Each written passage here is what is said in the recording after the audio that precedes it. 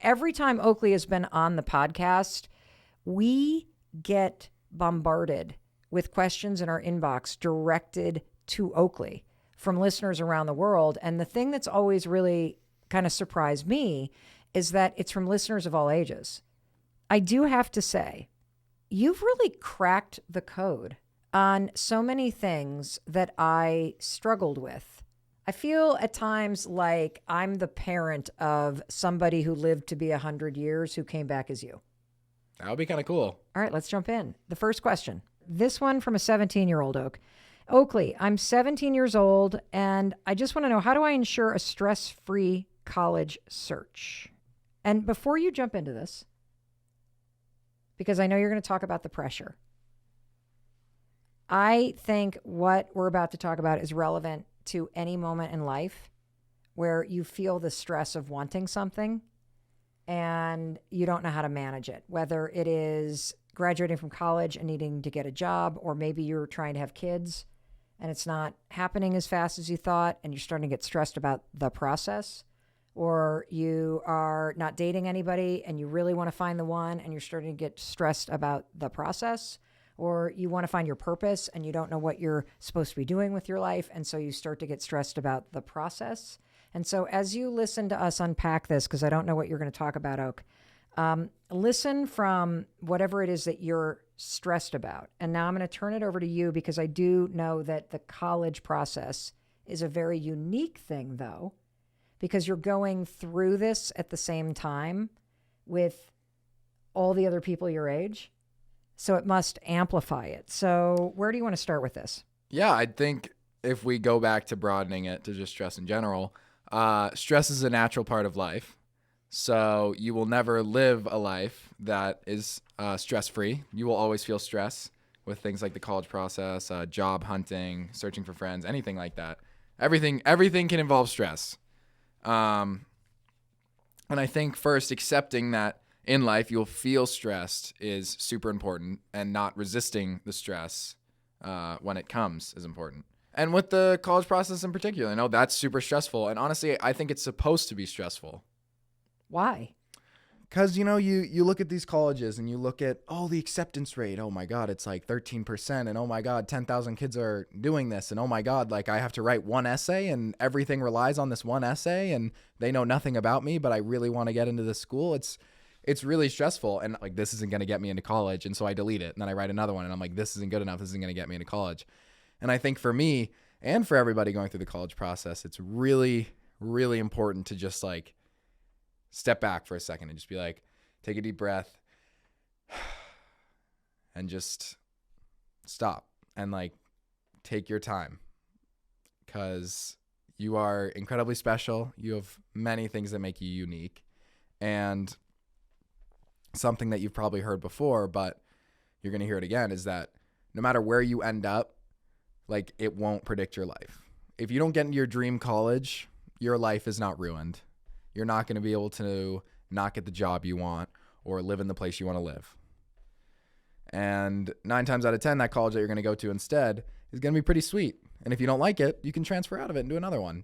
But it's important to not let it's important to not have a mindset of my whole life depends on this. What if it feels like it does? Like, how do you gain perspective when you go to school every day and everybody's talking about it, and every time you're with adults, you're like, so where are you applying to school? And it where really is an everyday conversation everywhere. It's a pain. I think like it's just important to appreciate where you are right now. That's what I would say. Just while you are worried about the college process, if you spend the last year of your high school worrying about the college process, you won't enjoy the last year of high school, which is arguably the most enjoyable. Oak, I'm so glad that you just talked about the fact that the way that you deal with this is to appreciate where you are now. And I know that that's hard to do. It's not only hard to do when you're in the middle of applying to colleges. It's hard to do when you're in the middle of anything. If you're graduating from college and it's senior spring, you're feeling the pressure of getting a job. If you're somebody who wants to get married and you're not even dating somebody, you see married people everywhere. Same thing if you want to have kids. Same thing if you have dreams of making a lot of money. and you see people that have a lot of money everywhere, and you start to feel this pressure, and you see evidence of it working out for everybody around you. And the real advice here that is so true, because you can get yourself worked up about anything, is learning how to appreciate where you are right now. Yeah. You said something the other day that I think is really important, which is I wanted to ask you something about that essay. Yep. And you said, Mom, I have to hear about this all day long at school. I do not want to talk about this with you right now. I want to commend you for being very direct with me and telling me that you have a boundary. And the one place you don't want to talk about it is at home. And this is really important because boundaries are something that are your responsibility. And you took responsibility for the fact that you didn't want me asking about it. And you just basically said, I don't want to talk about this with you because I'm getting it all day long. And I would not have known that otherwise. And this is very important for you listening too. Like, you can say to your family members, I don't want to talk about whether or not we're trying to have kids. I don't want to talk about my job. My weight is not up for discussion. Yes, I will come home this weekend and see you, but please do not ask me if I'm dating anybody. And so you did something that we all need to do, which is understanding what your limits are and making it very clear so that the people around you can support you. And that's exactly what this listener that's writing in should do with their parents. Like, express that boundary. Yeah, setting boundaries is huge. I do want to go into a specific about the college process just to help some people. No, this is good. This is a good thing. Okay. I do want to go into a specific about the college process just to like help some people out. If you're a parent and you have a kid who's in junior year or like end of junior year, beginning of senior year, just understand that 90% of their thoughts is college. And so that is going to be why they may get agitated or they may not want to talk about it because it is all consuming. Like, until they've hit the submit button, it's all they'll think about. It's all they'll care about. And it's the last thing they ever want to talk about because it's always on their mind and it's annoying. So give them some space, time to time. Don't always talk about it. You're right, Oak. Don't bring it up because you know that they feel pressure about it. And this advice, it goes for anything that anyone in your life is under pressure about. Like, I can give you a couple examples. Let's say your son and your daughter-in-law are trying to have a baby. You don't need to ask about it because guess what? They're thinking about it. They're wondering. They wake up every day, and the last thing that they need is you bringing up, how's it going? And I've got this other example in my life that comes to mind because one of my closest friends hasn't married yet, and she never had kids of her own. And you want to know what? It kills her. Like, if there was one thing that she could change, it would have been that she had kids of her own. And so when her mom occasionally is like, it just breaks my heart that you never had children. You would have been the best mother. My friend's literally like, you don't think I wish I would have been? Like, why the hell are you bringing this up? Like, talk to your therapist about that. Don't lay that on me. And so I do think this is really important.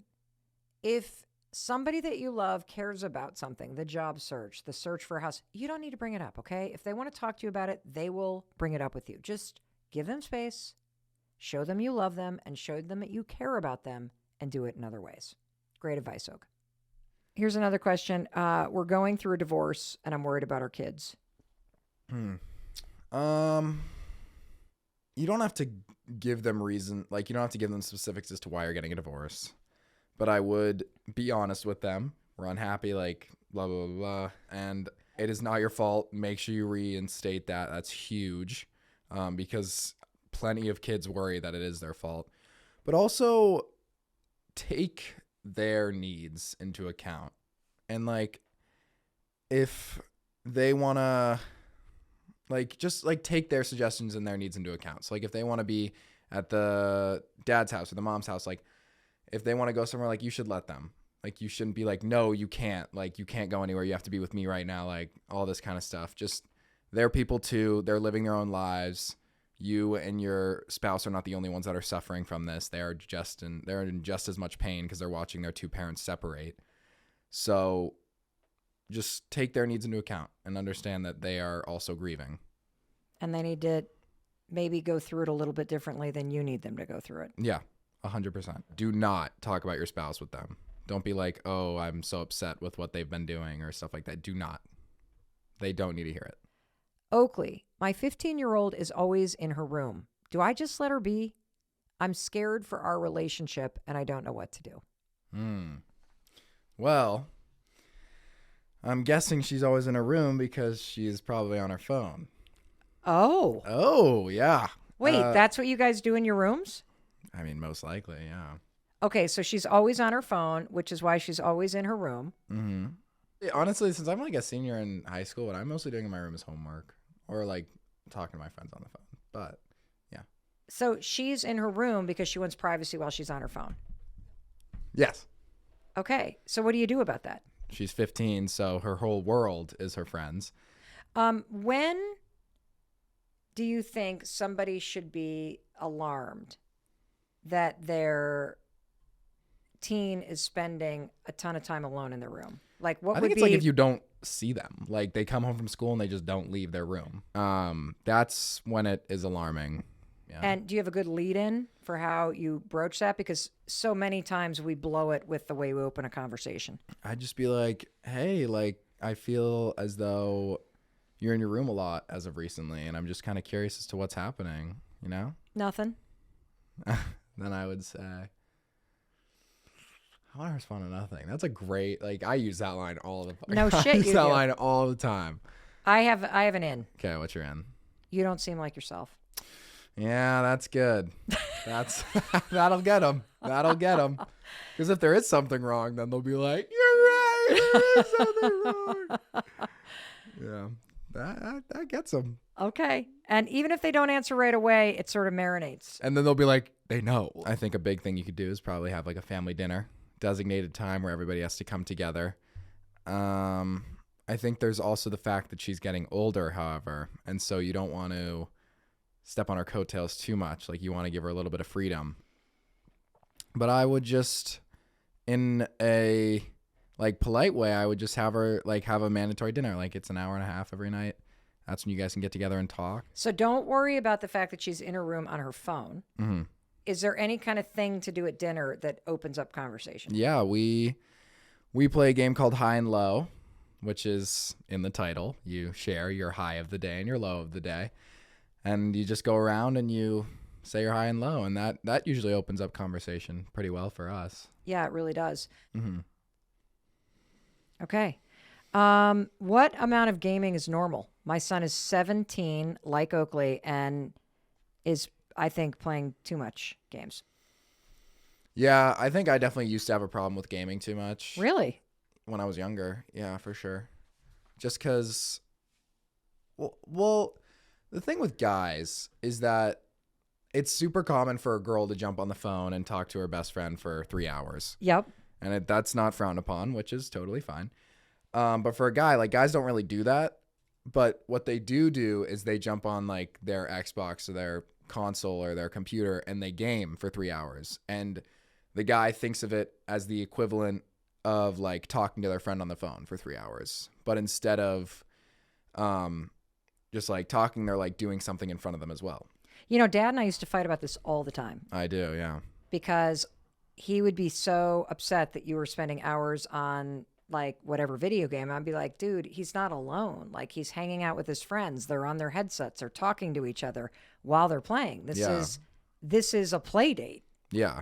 And it wasn't until he started to understand that this is the equivalent for you anyway of throwing the ball around, kicking the soccer ball around. And also the thing about gaming is most kids that are gaming, they also do it because they're good at it. Yeah. And it's one thing they're good at. Yeah. It is. That's what's like kind of nice about it, because like you can be good at it. It's easy to get good at it, and like your friends are into it.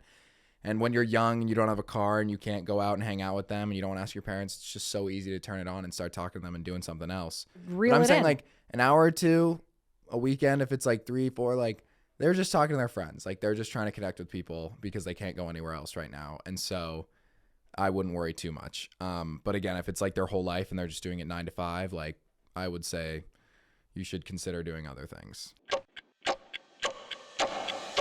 What do you do if you're a kid and you feel like your parents play favorites? Oh,